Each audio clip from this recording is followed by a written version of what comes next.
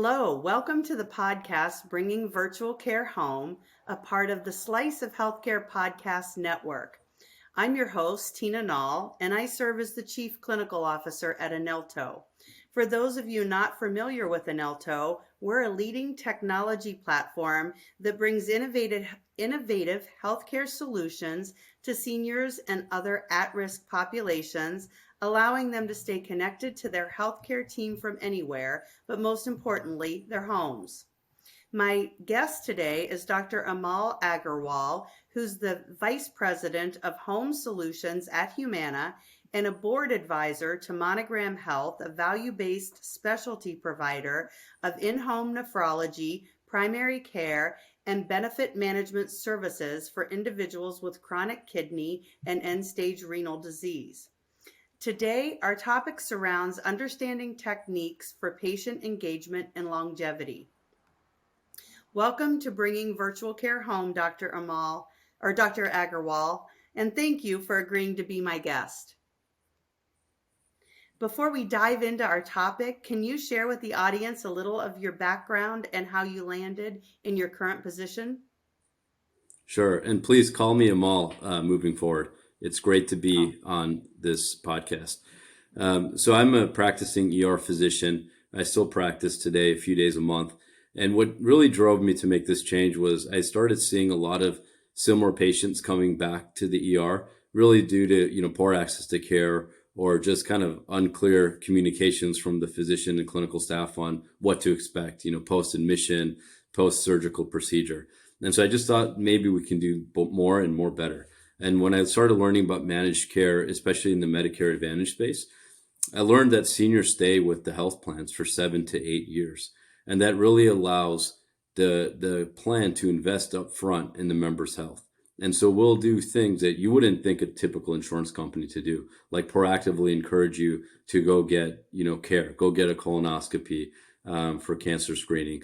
Go see your PCP, go see specialists, get an echo in case you have some sort of, congestive heart failure. So we encourage a lot of proactive disease because we see that if we can do proactive upfront care, it actually can improve healthcare outcomes downstream and reduce time in the hospital, adverse hospitalization, which actually is fiscally better for everybody. And so that seems to be something that's been really neat to see and work on. Thank you for that. And I couldn't agree more. I too am on a mission to not have healthcare front door be the hospital or the emergency departments for that matter.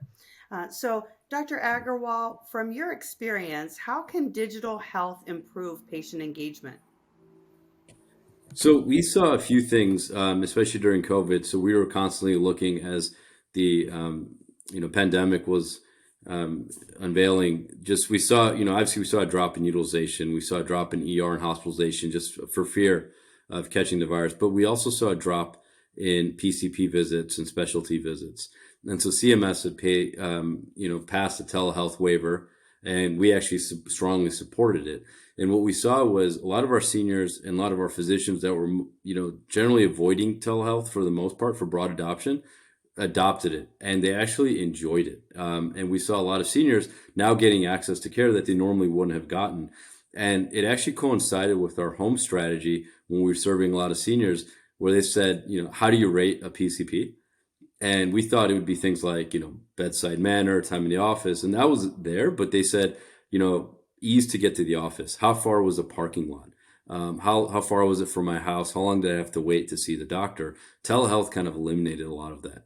And then we think, for seniors and who provides most of the care, unfortunately, it happens on most occasions, it's the daughter who's, average age in the 50s that takes time off to go take their mom and dad to the office. And that's taking half a day off from work if they're working, right? And that's an inconvenience. And so now what we see with digital healthcare is using like a Slack or Teams-like format, you can have relatives involved in the care plan that may not even be in close proximity and chime in and give more data. The other thing we've seen is, and I'm speaking generalizations, but when you go to the office, we tend to put on our best, dress up. We're going to the office, we're going out of our house. And it's a lot different than when you use digital health and go into home. It just seems more personable, believe it or not. and you learn more about the patient, the way they live, how they actually look, and they sometimes feel more open about sharing because it's almost less intrusive of being in in an unfamiliar environment. So we found it to be pretty powerful when used in the right scenario. Thank you for that. And what kind of data do you use to understand patients' decision making, motivations, and engagement? So, data in healthcare is kind of funny because we sometimes tend our typical data, it tends to be after the fact, right? We look at hospitalizations that have happened to try and reduce further hospitalizations. When we look at how to prevent falls, well, the most common cause of a fall is a previous fall. But the only fall that I know about at the health plan is a fall that resulted in a claim, which is typically an ER visit or hospitalization. But I'm trying to prevent that, right? And so the other points of data that we look at is we start looking at they're kind of understanding, like, one is, where do they live, and are they, let's say, for example, in a food desert, right? So do they have access to grocery stores? Are they in a low socioeconomic area? So we start to try and understand barriers to healthcare.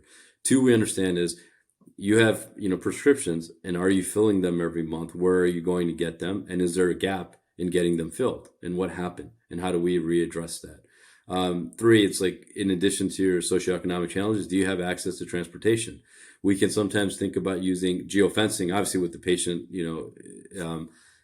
is engaged in it and says, yes, we want to do this, is trying to understand, like, how frequently are they entering different offices, and where are they going? And then we have a Go 365 app for kind of health. And so you can log in workouts, and it can, plug in with your Garmin or Apple phone or whatever device you have. And so you can kind of start seeing, like, well, they were at the gym regularly 3 times a week, and now they're going once a week or not at all. And so these are kind of what we think of as like non-claims data to reach out to the member and learn a little bit more about what might have changed before something happens. And then there's always remote monitoring, remote monitoring, where you have certain devices and you have feeds in, and that's a whole other topic about how you use it and use it appropriately. But those things have proven effective as well. Thank you for that. And I am in the remote patient monitoring space. And so I think there's a lot of synergy between what you're learning and what we're trying to use to make remote patient monitoring more effective. So, in your opinion, what challenges make it difficult for patients to engage with the management of their chronic disease? Well, when we think of chronic disease, especially like polychronic, I think some of the challenges I see is the number of cooks in the kitchen. And so when I think of seniors and if they have diabetes, hypertension, maybe congestive heart failure, CKD, they could be seeing a nephrologist, an endocrine, a cardiologist, a primary, maybe even a geriatrician if they're lucky to have one.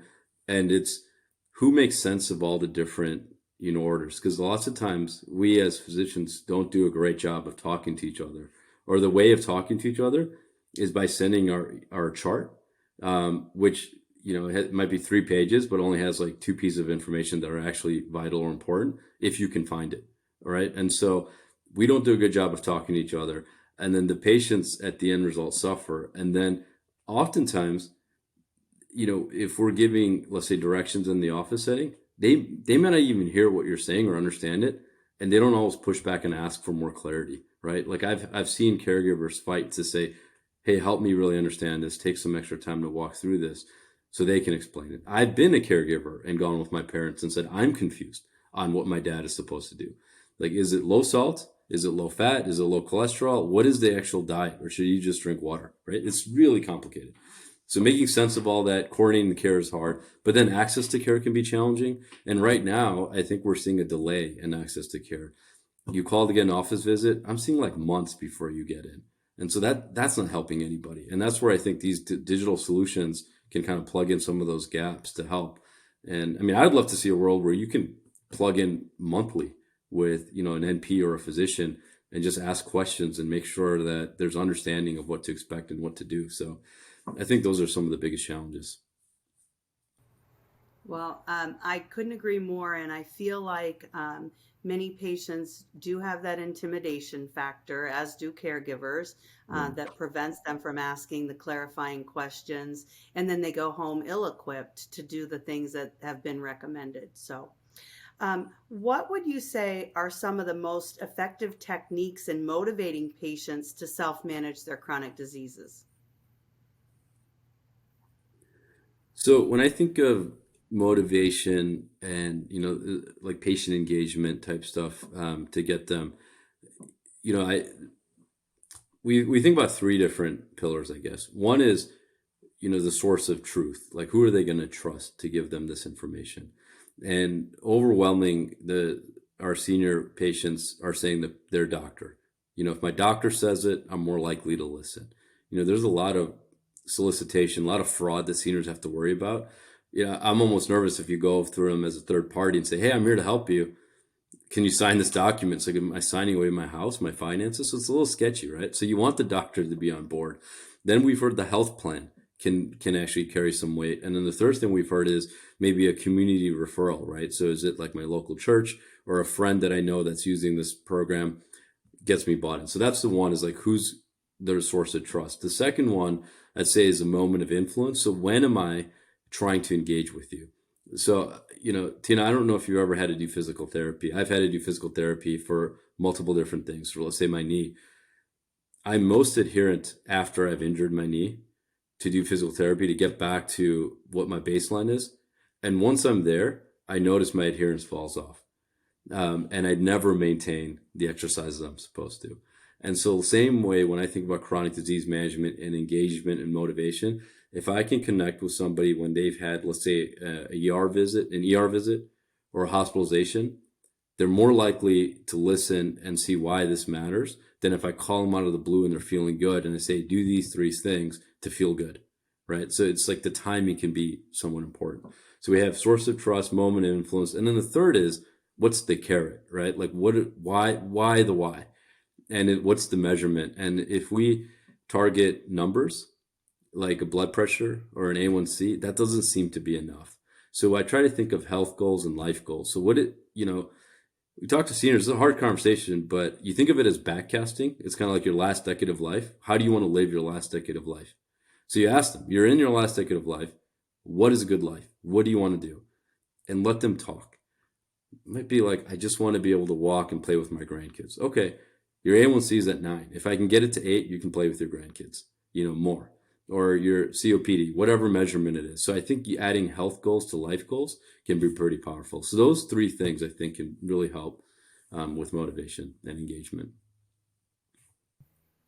Wow, those are really important conversations to have with seniors, and the way in which you said that makes it relevant to them and meaningful for them to answer. So I really appreciate that.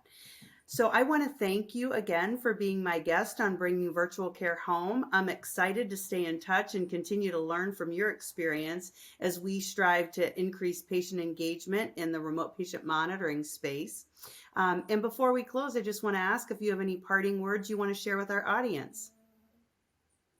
I think the work you're doing is great. I'm glad you have this podcast. Increasing awareness, I think, is important. I think the only lasting words I'd say is it's approach care the way you would want to see care delivered for you or your family, and think of mass personalization and go beyond the data if you want to make a difference.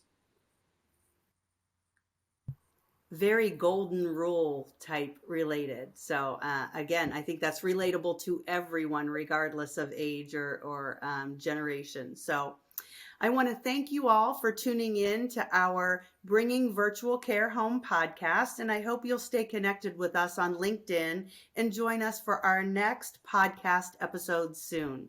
Thank you.